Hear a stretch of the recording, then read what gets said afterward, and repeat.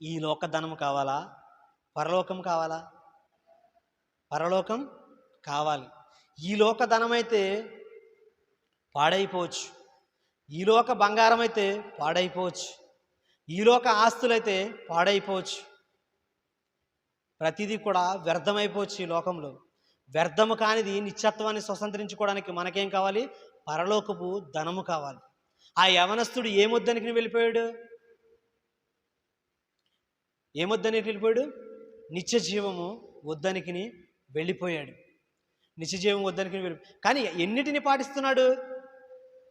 వ్యభిచరింపవద్దు, దొంగిలింపవద్దు, నరహత్య చేయవద్దు, అబద్ధ సాక్ష్యం పలకవద్దు, నిన్ను వలె నీ పొరుగు వారిని ప్రేమిస్తాను అని 10 ఆజ్ఞలు తెలుసుకున్న వ్యక్తి, పాటిస్తున్న వ్యక్తి ఒక్క ఆస్తి గురించి వెనక్కి వెళ్ళిపోయాడట.